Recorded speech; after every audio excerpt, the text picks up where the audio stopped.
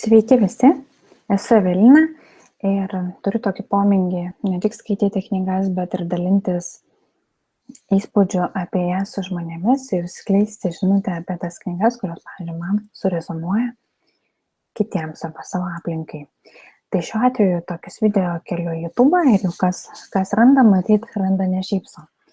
Šiandieną noriu apžvelgti knygą, kurią perskaičiau lietuvių autoriaus Martyno Driuko, dar jisai vadinasi save Sandžajananda ir knyga vadinasi Odė nemirtingiems.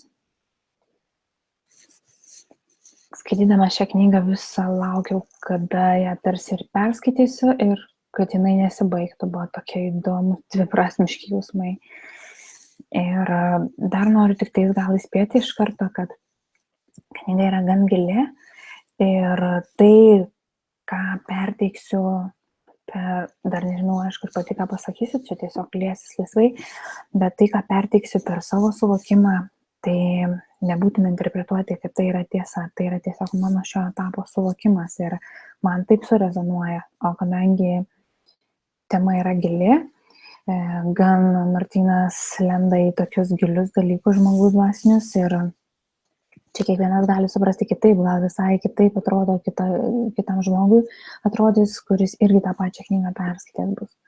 Tai va, tai man jinai pačiu laiku atsirado rankose ir kodėl aš nusprendžiau būtent apie ją pakalbėti šiame video, o ne apie kitas, kurios stovėjo, pavyzdžiui, eilėje Anita Morijani, miriu, kad tapčiau savimi, visą laiką laukiu tos eilės, kada pakalbėsiu. Bet šitą kažkaip ėmė, pralindo visas eilės ir pasiprašė pakalbėti apie ją tarsi, ne? Tiesiog skaitydama ją buvo toks jausmas labai įdomus, tarsi galvojau, vis išprotėjo, kodėl jis taip atvirai viską pasakoja, jisgi viską atiduoda žmonėms. Ir buvo tokie jausmai, kad kaip autorius nebijo atiduoti viską žmonėms ir kaip kai kurie žmonės, kurie gal jo ne visai pažįsta, bet mėto visokias, sakykime, apie jį šnekas, tarkim, kaip jie, tarkim, jeigu perskaitytų visą tą knygą nuo iki, tai, nežinau, tikrai negalėtų nieko pasakyti blogo, bent jau man taip atrodo, nes žmogus viską tikrai deda ant kortų, iš kur jis toks, kaip jisai susiformavo ir tarsi duoda pagalbą žmonės, šiekit, imkit ir jūs, jeigu jums yra sunku. Aš išlipau, lipkit ir jūs, ir duodu įrankius. Tai va, tai labai daug radau artimų tekstų, suvokimų ir, kai sakoma, gal ir nėra gerai, kai randi pas autorių tą patį, kaip ir pats galvoji, nes tai gaunasi, kad tu neaugi. Bet kažkuria prasme, kai eini dvasiniu keliu, tos, sakykime, asmeniškai aš jau 12 metus kiekvieną dieną, diena iš dienos su knyga, su gilia knyga, tokia savotiškai meditacijai su knyga. Tai gaunasi, kad kai einu tokiu keliu, susiduriu su tuo pavadinimu ir kad, tarkim, kažkokia nučiuožus arba kokia čia sekta ir panašiai. Tai kai randau šitoj knygoje irgi tokių dalykų, kad ir autorių yra ne kartą žmonės tai pavadinę ir sektantų ir ko tik nori, tai tarsi nusiraminėjai ir eina toliau žmogus ir eina to keliu. Ir lengviau, kai yra daugiau tų bendraminčių. Tam tikras vietas, kaip visą laiką mėgstu pasibraukti, pasižymėti knygos, tai, kaip jūs sakiau, nežinau, kokie jinai vystysis tas pokalbis apie šitą knygą, bet kažką pradėsiu nuo būtent tų pasižymėtų vietų. Tarkim, jei mums atrodo, kad žmogus elgiasi blogai, amoraliai, greičiausiai patys taip elgtis norėtume, bet giliai glūdintys įsitikinimai, dogmos paralyžiavę mūsų to norą suveikia lyg saugiklis. Todėl regėdami savąjį norą kitame žmoguje, kuris bent iš dalies jį gali išpildyti, pradedame jį kritikuoti.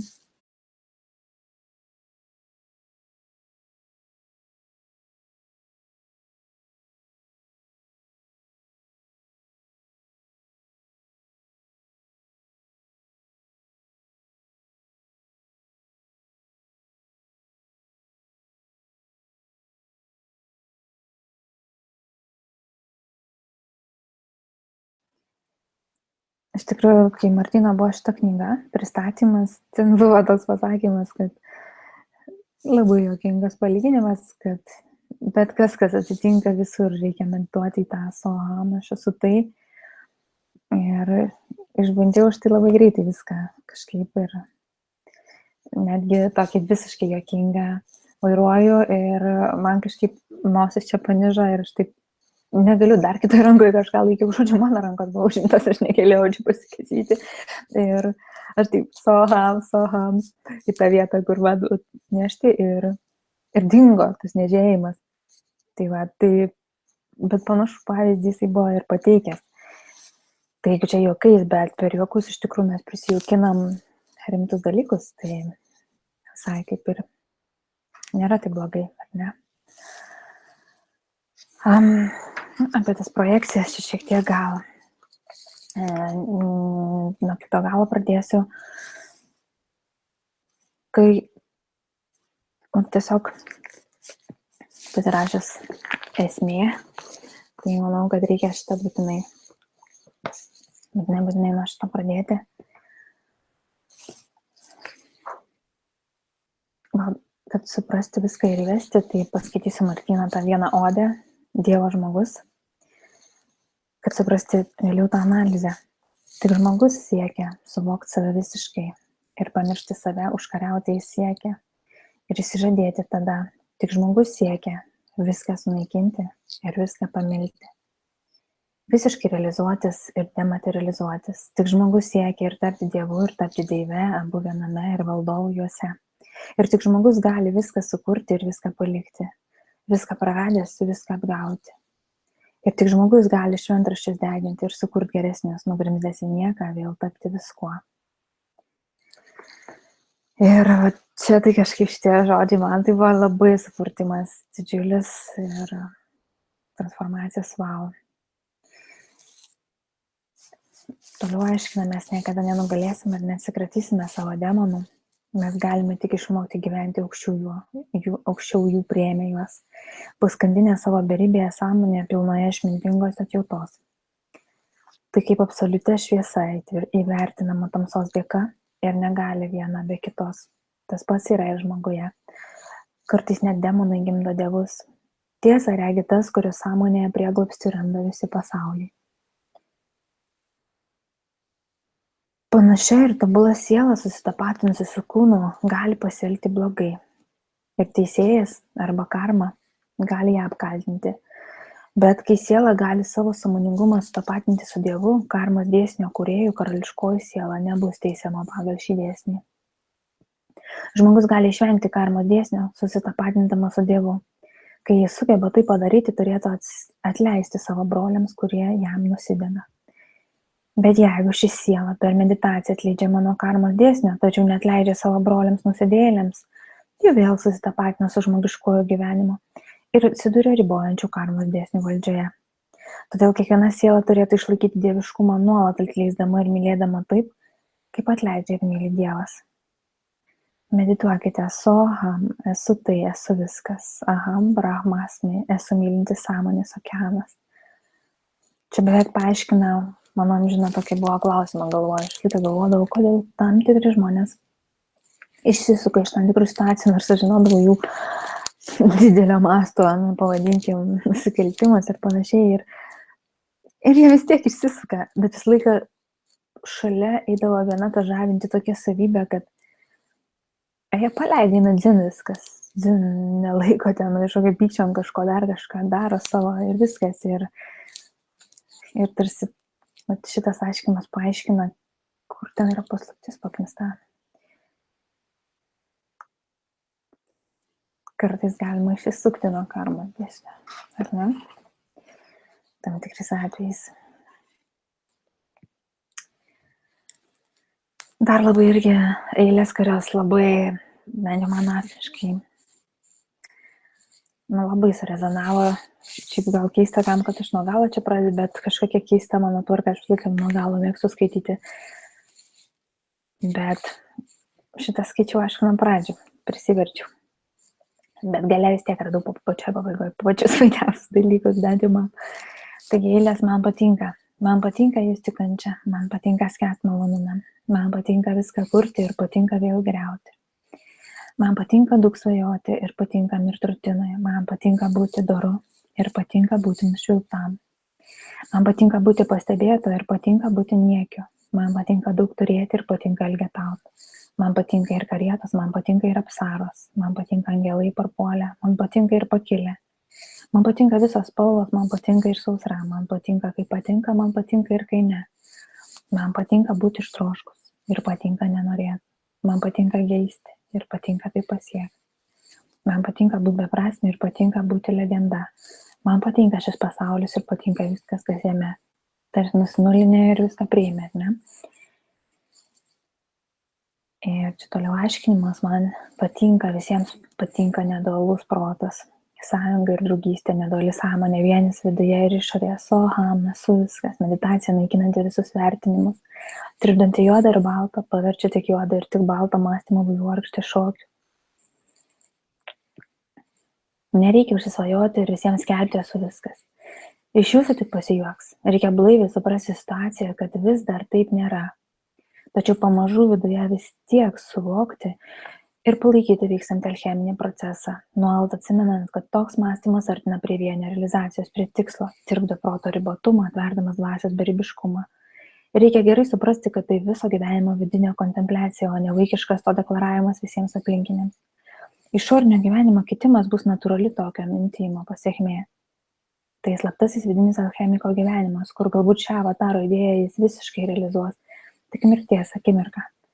Kitko siekti neverta. Kitaip galvoti neverta. Ieškotojų autorius kreipiasi.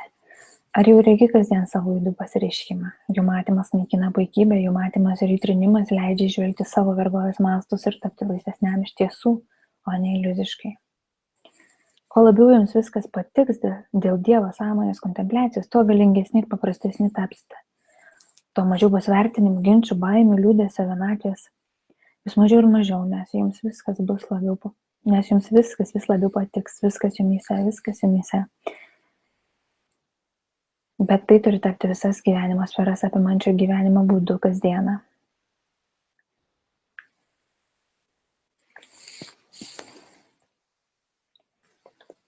Na, dar čia toksai, kad reikės likti turėti mokytoją. Nors galime ir savarankiškai studijuoti.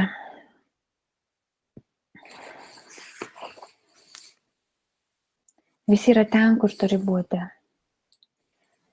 Gal todėl Gautama Buda sakė, kai nušvinti, visas pasaulis nušvinta kartu. Tik mylintis gali pasakyti visi pasauliai savo vietose. Daugeliu reikia išmokti atsipalaiduoti.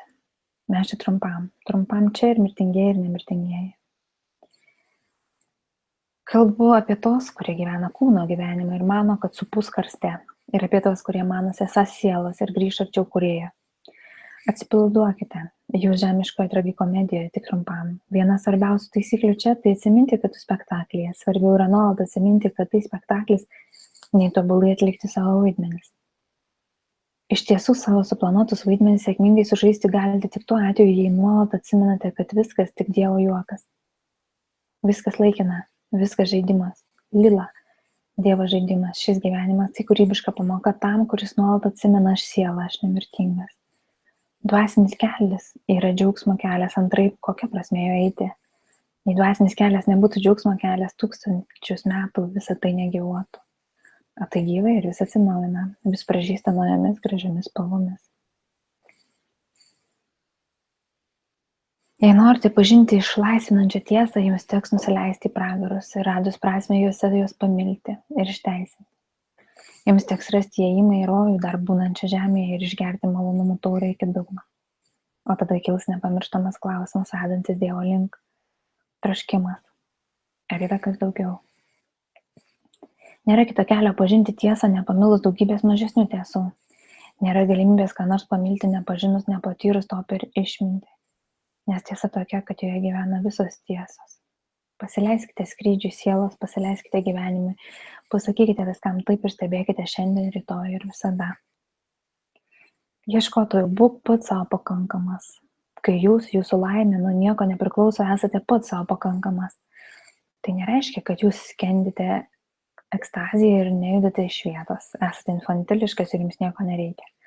Pats savo pakankamas reiškia, kad jūs lengvai sugebate susikurti tai, ko jums reikia, gauti tai, ko jums reikia, kad jaustumėtės pilnatvę. Tai kūrėjo savybė. Ir žmogus negali nekurti. Kūryba tai laisvė. Pats savo pakankamas tada, kai subrendote daryti tai, ką norite, nes jūsų nebevaržo jokie mentaliniai pribojimai, ką apie tai pagalvos kiti. Jūs atsisakėte būti silpnas ir laukti pagalbos iš niekur. Jūs pats susikūrėte savo pagalbą. Jūs sunaikinote galvoje aidinčius bažnyčios tėvų, kaimynų ir visuomenės balsus, kurie lyg vergų nurodinėja, kas gerai ir kas ne. Jūs atsikratėte šių balsų, todėl lengvai gaunate tai, kas suteikia jums pilnatvę. Dabar jūs pats savo pakankamas. Pats savo pakankamas kartais gali kažko neturėti, bet jis visada su savimi turi šansą, kuriuo pasinaudos. Dvasinė realizacija tai bet kokia kaina būti, likti savimi, net jei visas pasaulis būtų prieš jūs. Kilus abejonių, klausykite vidaus, vis pasitraukdami į tylą. Nes gal jūs išgyvenate vakarykštės būtinosios klaidos pasekmes, kad rytoj taptumėte dar tikresni. Ir tapkite kiekvienais metais vis tikresni ir tikresni, vis tikresni ir tikresni, vis tikresni ir tikresni. Nepasiduokite miniai, neretai kada yra teisi. Kaip sakė genijus Mirza Karimas Norbekovas, minia yra nuoroda, kur yra laimė. Ji priešingoje pusėje nei minia. Tad kviečiu tave į priešingą pusę nestovi minia, į priešingą pusę nestovi milijardai. Priešingą pusę nestovi mirtis, silpnumas, abejonės ir baimė. Pakelk smakrą tūkščiau, imki ranką mano į rankas, vis tokių kaip aš, imki ranką ir pakelkė savo sparnus, skleisk. Viską su šypsena degink, viską tiltus vedančius atgal visus, išskrisk aukštai. Na, visą tą odę nemirtingiems yra parašyta per eiles ir eilėse išaiškinimai. Kas kur, ką turėtų minty. Na, apie išbandymus gal ar ne, irgi esu labai nemažai pasižymėjus. Pamiršk visus, imk mane už rankos, imk ir nusijok, tuščios erdvės tarp tavęs ir manęs. Užpildyk jas savim, kodėl čia esame mes, kodėl ne jie. Diena dabar didžiausia iš didžių, o tu stovi tarp manęs, savęs. Tuščios erdvės jų tuštumas jau tavyje. Širdies šviesa jų apgrūžta. Tuščios erdvės sienų tavo, tuščios erdvės baimė, apkalbų, pavydėjo, apkalbėjo, nužudyti nesugebėjo. Naikino, nes savęs pamilt nebenorėjo. Visa tai jų juk iš vidinių domų sutverta. Paim mane už rankos, paimk ir nusijuok, o teatras tęsis ir be jų. Teatras tęsis iki ir po tavęs. Dabar diena didžiausia iš didžių. Atsiduok ir pasijuok iš jų. Paimk už rankos, paimk ir nusijuok, tik pragarą pasiekę atsispirsim, tik tada pakilsim dar aukščiau. Tada surinksim vidų savo sudaužytą. Pažvelgę ir nustebę mes sakysim, proto šukėse veidų savo neradau. Praradimuose netekties aš nematau. Imk ranką mano ir išeik iš kalėjimo jūsų kurto tu išeik. Nes tie, kas jau išėjo, atsisuk nebenorėjo. Liūtais visatos dykumose jie jau virto ir teatro aistros nebeveikia jau jų. Teatrą palikime mes tiems, kurie svetimų vidinių baimių, svetimų moralės normų apriboti. Nors teatras tęsis iki jų ir liks, ir po jų. Imk ranką, imk ir nusijuok, panirk į pragarą ir atsispirk ir feniksų pakilk. Šiandien diena didžiausia iš didžių, iš kiemo, tu išeik dabar ir nusijuok. Išeik ateik, aš laukiu čia ir juokimės mes jau drauge. Šitas tai labai eilės man bent jau asmeniškai surezonavo, nes gal kad ypatingai jaučiu tam tikrose vietose gyvenime pasipriešinimą sociumo ir gaunu įvairių strėlių pavadinkim. Tai pamiršk visus šitos eilės, tai buvo man toks kaip eliksyras sielai, nežinau, ir visas tas aiškinimas. Ir juo noriu pasidalinti. Dievas yra tikslas, laisvė, kad širdis būtų gyva. Tada natūraliai ateina džiaugsmas gimdantis meilės energiją. Meilė sukuria apykaitą su visata. Taip gimsta tikra šventė, vidinė kasdienė šventė. Žodžio šventės šaknis kilusi nuo žodžio šventas arba atvirkščiai žodžio šventas šaknis nuo žodžio šventė. Kokia prasmė tapti šventuoju, jei gyvenimas netampa švente? Jei gyvenimas netampa švente, tada niekada netapsite šventuoju. Kad ir kiek maldų sukalbėta bus, kad ir kiek šventų tekstų išstudijuota bus. Kasdien stenkitės per žinojimą būti šventi. Dauguma švenčių sukurtos vergams, vartotojams vergams, nešventiesiems, kurie nežino, kad viskas gali būti ir kitaip. Nešventiesiems vartotojams, kurie atsisako būti laimingi, tos plastmasinės šventės tarsi kompensuoja, leidžia truputį atsikvėpti nuo tos kankinančios realybės vergiškame gyvenime. Tie, kas laisvi patys savo valdovai, visatos tėvo Dievo vaikai, abejingai reaguoja visuomeninės šventes, nes jų gyvenimas pats savaime yra šventė, įkvepianti patirtis.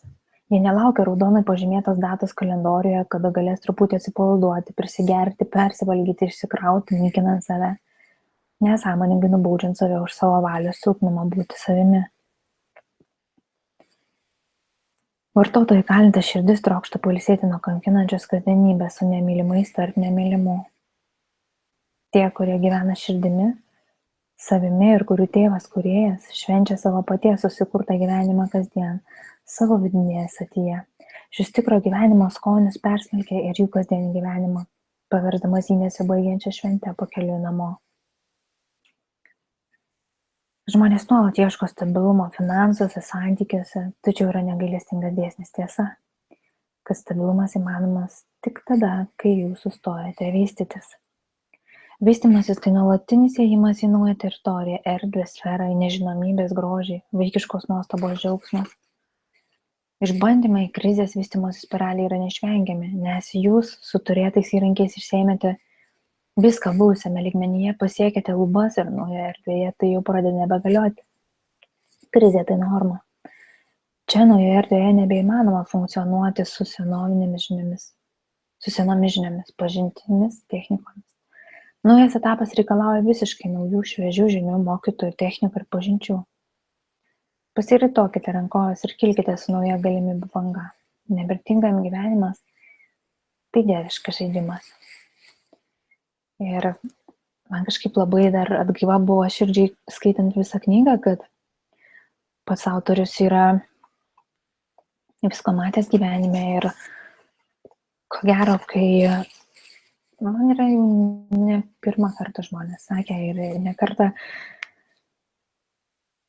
tam tikrus dalykus ir kurti, ir reikalus daryti, ir netgi verslo partnerį turėti yra geriausia, ko gero, ne su to, kur, kaip pasakyti, teorijom apsikaustęs ir būk tai vaidina gerutį iki pirmos baisios situacijos.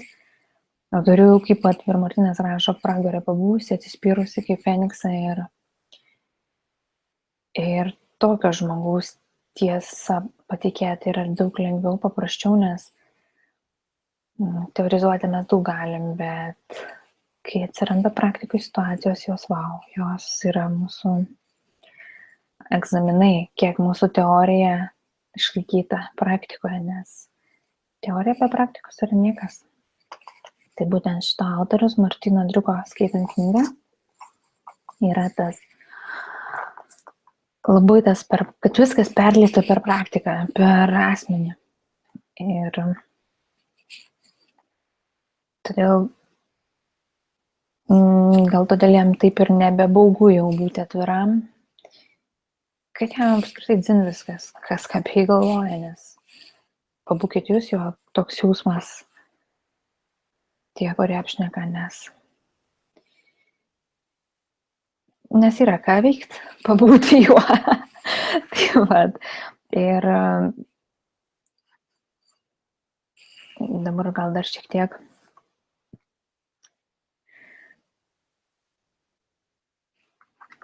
šito ne. Apie dabartis, tai du keliai. Gyvenimas šiame kostiume tai akimirka. Ar gėdinga, ar didinga. Vieną dieną atrasime patys, kad gyventi įsikibus kostiumą gėdinga. Amžinybėje žmogui vietos nėra.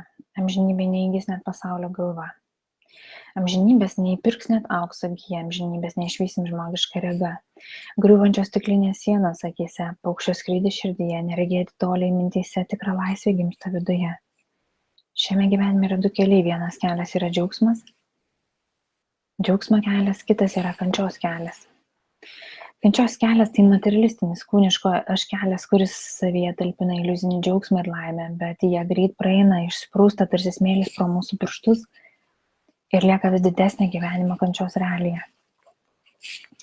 Ir yra dvasinis kelias, tai atsidavimo kelias, džiaugsmo kelias, jis taip pat savyje talpina iliuzinę kančią, bet čia ugdomas suvokimas ir vyksta realizacija, kad gyvenimas pilnas tik naudingų pamokų, kurias įveikus patiriamas dar sodresnis ir kokybiškesnis gyvenimo džiaugsmas. Kuo daugiau atsidavimo, tuo ir pilnatvės vidinės vis daugiau ir daugiau.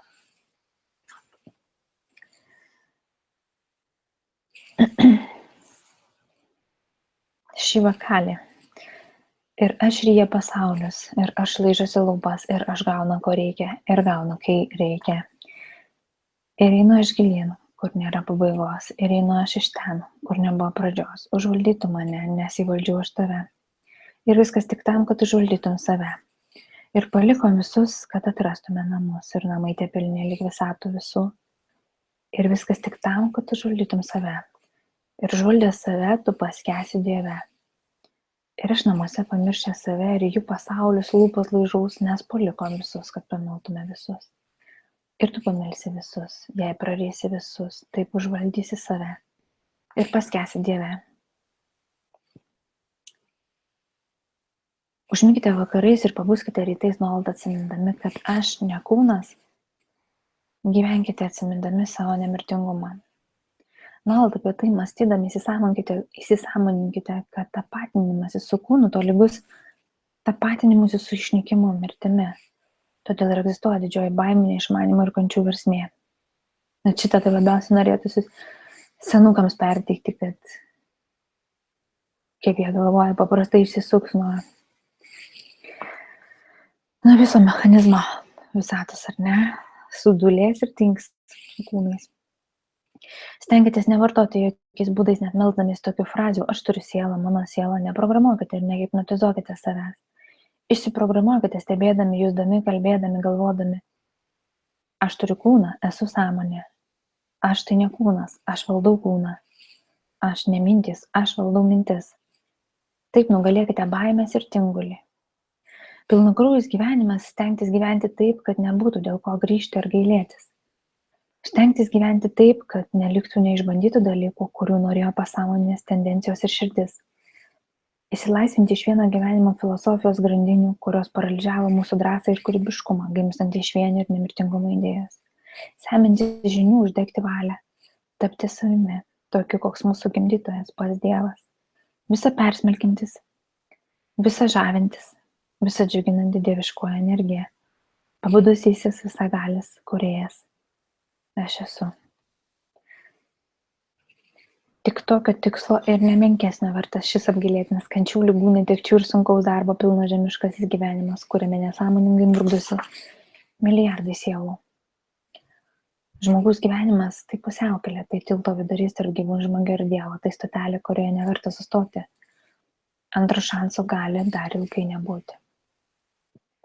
Visą gyvenimą paskirti tokiam tikslui reiškia išdrįsti gyventi žmogaus vardo vertą gyvenimą, tikrą karališką gyvenimą, kuris vienus įkvepia, o kitus, kurie mato tokio didvyrio gyvenimą, priverčia suabejoti savo menkos egzistencijos realybę. Gyventi viešai nemirtingojo gyvenimo, tai visiems duoti šansą tapti didingiems ir nemirtingiems, nes kažko tikėti reikia, vis tiek kažko tikėti teks, visi kažko tikime. Todėl tikėti menkesnių tikslų yra nelogiška, apgailėtinai tiesiog neverta.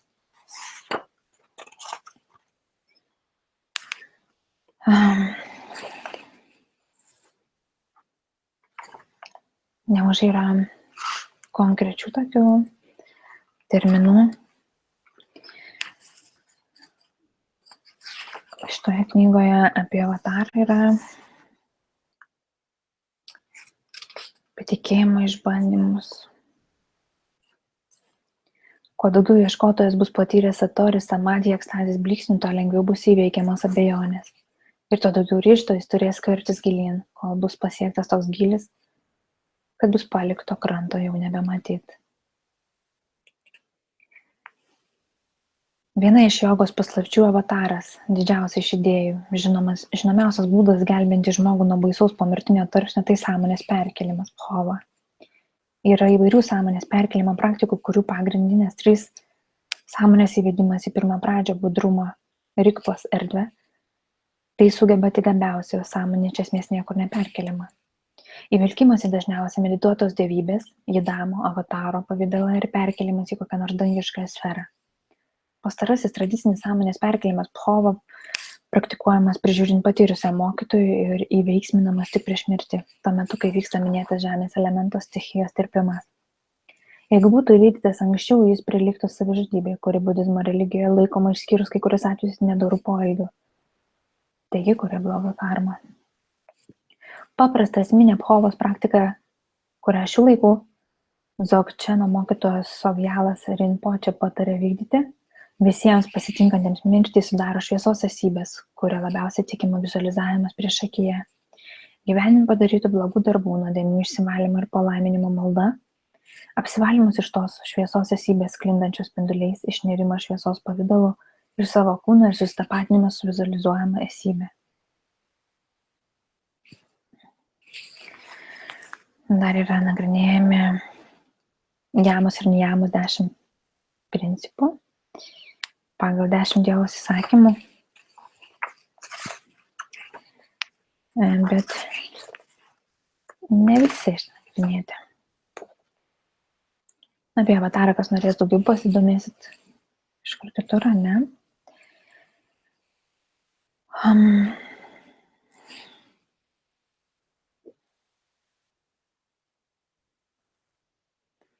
Aukščiausias Dievas yra aktyvus veikėjas, disponuojantis gėriu ir blogiu. Dėl tikslo paversti dievais savo vaikus, o ne pabėgęs nuo gyvenimo tolimoje planetoje kosminis genijus ar barzdotas senelis kūrėjas sėdintis ant debesies ir nesusitvarkantis su žmonijos beprotybė, bei siunčiantis ją nelaimės. Čia labai per humorą gražiai pasakyti, ar ne? Todėl kuo žmogus dvasiškesnis, tuo jis aktyvesnis ir veikia išvien su visatos evoliucija per 3 pagrindinės energijas. Palaikymą arba naikinimą dėl atsinaujinimo, vėl ir vėl. Pakilti dvasiškai reiškia suteikti savo asmenybei galimybę vystytis ir augti, pasitelkiant psichologinius ir protinius procesus.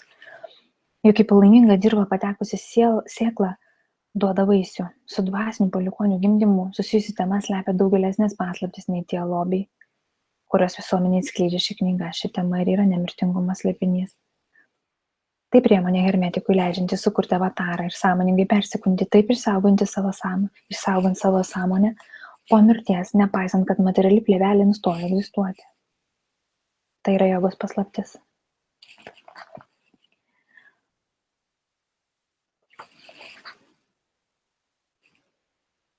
Tas, kuris medituoja Višnu, pats tampa Višnumi. Taip Bhakti Vedantas Svamis Prabhubata komentuoja vieną iš šlokų 7 Šri Bhagavad Bhagavatam giesmėje. Tačiau tas, kuris nėra Višnus, negali pasiekti jokios gerovės melsdamasis jam. Reikia melstis Višnui ir tapti Višnumi, todėl aš esu Višnus. Tas, kurį pažįsta kaip Prahlada, yra nekas kitas kaip Višnus. Todėl aš esu Višnus. Tai nėra jo dvilypumas. Višnu vedžioja Garudą. Dabar Garuda vedžioja mane. Mano rankose yra tai, ką paprastai nešioja Višnus. Lakšmėje draugė stovi šalia manęs. Visa dieviškoji Višnaus didybė dabar tapo ir mano. Visi Višnaus simboliai tapo mano. Kuri tai parodo, tai išnyksta, trykšta man iš krūtinės. Dabar mano spalva mėlyna Višnaus spalva. Aš vilkiu geltonais rūbais. Kas dabar mano priešas, kas prieš mane pakels ranką? Kadangi dabar esu Višnus, bet kuris mano priešininkas gyvena paskutinę savo dienas. Priešais mane stovintis demonai negali ištverti mano spindesio. Visi dievai dabar gieda man ditirambus, kadangi aš esu Višnus. Aš atsikraščiau visų dvilypių jausmų ir pats tapau Višnumi, tas, kuriame sutelkti visi 3 pasauliai. Tas, kuris nugalėjo visas priešiškas visatos jėgas ir tas, kuris išsklaido kitų baimės ir nerimą. Jis esu aš ir aš jį sveikinu. Nuo tada, Prahalada melsdavosi Višnui kiekvieną dieną. Jei jūsų veikla nėra tarnystė skirta kitiems žmonėms pagelbėti ir jų evoliucijai skatinti, sąmoningumui plėsti, kad ir kiek medituotumėte, kad esate Mahavišnus, nieko praktiškai iš to nebus. Gal tik šizofrenija. Milijonai žmonių įsivaizduoja, kad jie kažką gali gyvenime, tačiau iš tiesų nieko prasmingo negali. Jie gali tik vartoti ir daugintis tą, ką gali ir bet koks gyvūnas. Norint nuolatos atsiminti ir palaikyti savyje avataro idėją, bei visą gyvenimą meditacijose ją kontempliuoti, stengiantis vis smulkiau ją matyti ir stipriau susitapatinti, reikia didžiulio energijos kiekio. Norint visą tai kokybiškai pasąmonę savyje įspausti, reikia kasdienės praktikos. Todėl norėdami greitesnių ir užtikrintų rezultatų, praktikai traukia į vienuolynus ar kalnus, kad neprarastų energijos, o susikaupusią energiją panaudotų galingam skelbimus į pasąmonę. Atmetus pasaulietinius energijos praradimo kanalus, energijos tiek padaugėja, kad efektas gaunamas toks lyg išgėrus ajavaskos ar paėmus DMT. Ir su tokia milžiniška sąmonės įsiplėtimo jėga giliausiuose pasąmonės pasauliuose vyksta savęs transformavimas. Iš mirtingojo į Dievo avatarą Dievą. Praktikų gyvenančią mieste, norint pasiekti galios transformuoti save, palaikyti nuolatinę vidinę alchemiją, tai yra būti nuolatos pasiruošusiam mirčiai ir įsivadavimui, kad dirbant kasdienius darbus viduje nuolat atsimintų galutinį tikslą, reikia stipriai apriboti tokius energiją vagiančius prisirišimus kaip priklausomybė nuo alkoholio, narkotikų, nikotino ir panašiai, priklausomybė nuo sekso, valgymo, miegojimo ir savo pojūčių ir kūno priklausomybė, priklausomybė nuo kitų žmonių laikoma saugumo garantų, priklausomybė nuo kompiuterio, TV, socialinių tinklų ir kitų technologijų, priklausomybė nuo vaistų, maisto papildų ir kitų priemonių naudojamų buityje kūno priežiūrai, priklausomybė nuo savęs ypatingo dvasingumo lygmens psichinių galių turėjimo, priklausomybė nuo beprasmio bendravimo. Na čia yra nauji įsakymai, sakyčiau, šių laikų labai tinka. Labai norėtųsi tai perduoti ir vaikų sąmonį, nes jau žmonė labai per daug panirusi tai. Vėliau kas yra per daug, bet tos priklausomybės nelabai kur veda, ar ne?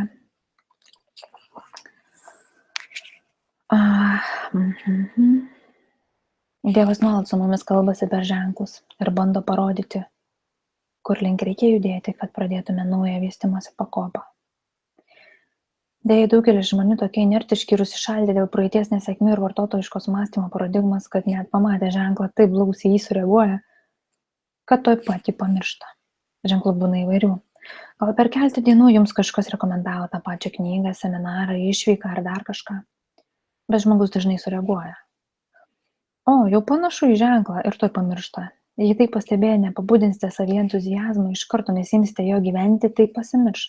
Dings begalinėme minčių kaleidoskope. Retas turi tokį stiprų intelektą ir nutildytą protą, kad atsimintų visas svarbesnės įžvalgas ar mintis ir kitą dieną ar savaitę.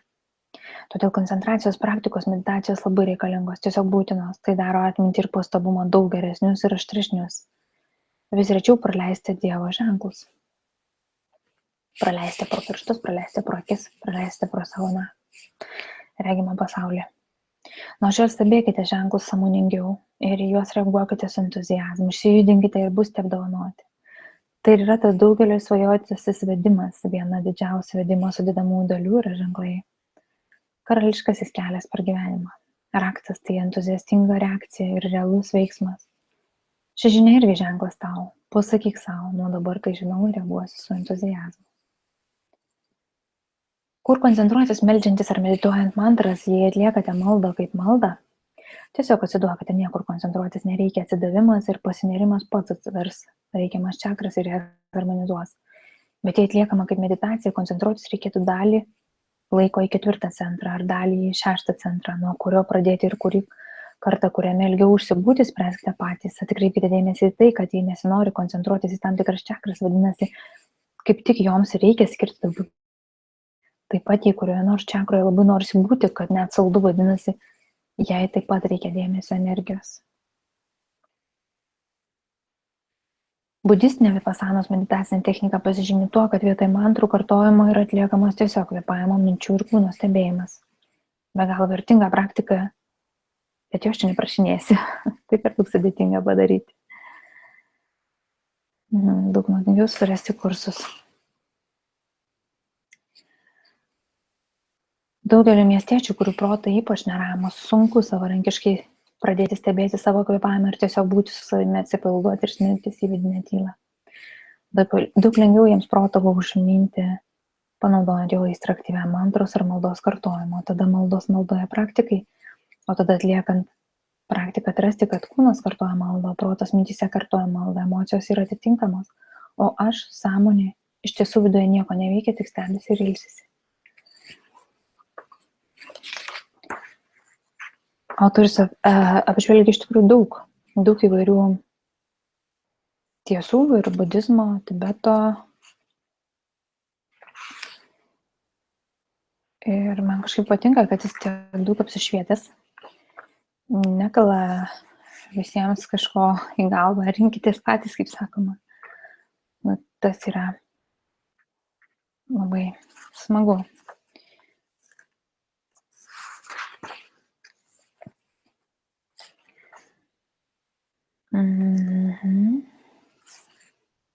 Daugelis nesąmoningų žmonių turi daugybę troškimų ir nuolat juos kuriasi. Sielai prireiks daugybės gyvenimų, kad išgyventų juos. Tačiau atradėjas, kuris nusprendė realizuoti save kaip sielą čia žemėje, kuris suprato, kad svarbiausia yra Dievo ir savęs pažinimas, suvokimas ir imasi kasdienių meditacijų, jo laukia greitesnė evoliucija, kuri reiškia, kad didžiąją dalį dalykų, kurie nutiktų per kažkiek gyvenimų, jis gaus per vieną ar kelias. Tu malonumas, kaip vėjas jūrai, tu bangos mano krantui, tu žvaigždės mano dangui, kaip lūpoms bučiniai. Tu malonumas. Kuo labiau realizuosite save kaip dvasia, bręsite kaip dvasia, kuo labiau užmėgsite ryšį su dangiškuoju mylinčiu tėvu, tuo greičiau ir vis tobulesnės visas meilės formas patirsite tiek su gamta, tiek su žmonėmis ir partneriais. Tu malonumas, kaip skrydis paukščiui, kaip laisvė žmogui malonumas, tu tyla mano akims.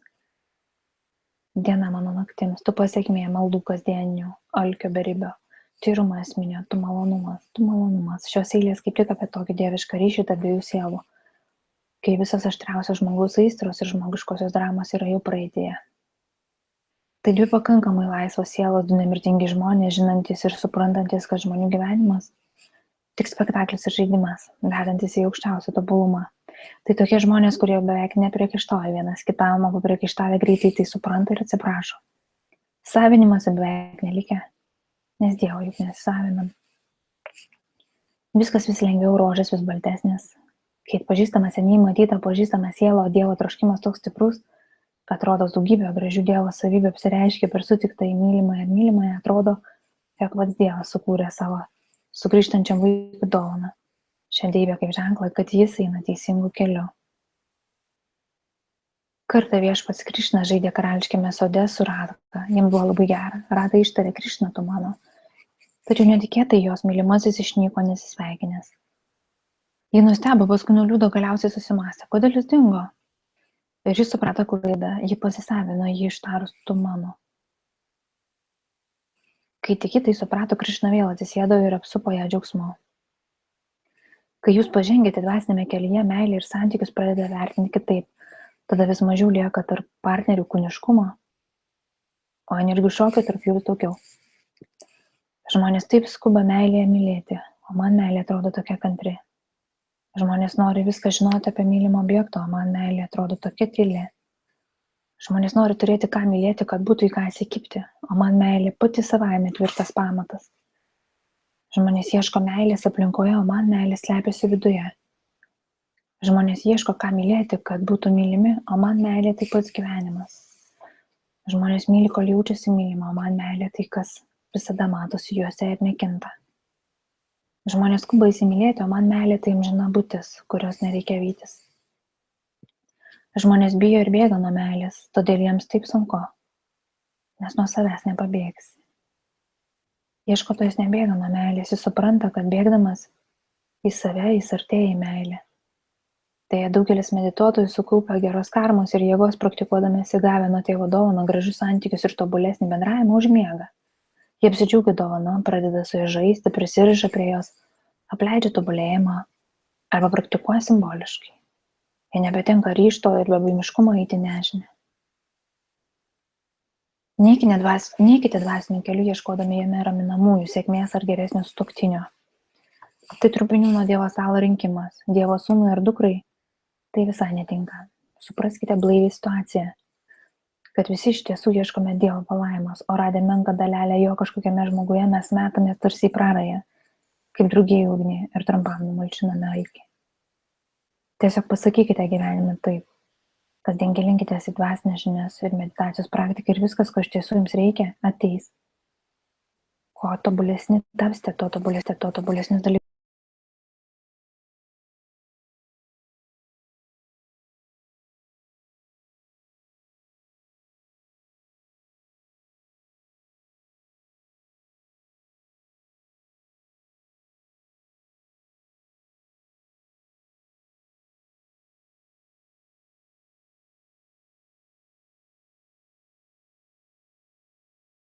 Ir turbūt šiandien bus užteks. Knyga yra didžiulė, labai daug visko dar čia parašyta, bet ta smagia gaida, kad būkim savo pilni savyje, šiek tiek ir pabaigsiu. Ačiū ir ačiū autoriui, kad parašė. Ir aš dar laukiu Martyno knygų, jų tikiu gims ne viena ir kol Martynas gyvas sveikas, Martynai rašyk. Nes bent jau man tai, man atrodo, kad nuo vienos ligos mane šitą knygą tikrai išgydė. Ačiū labai. Iki.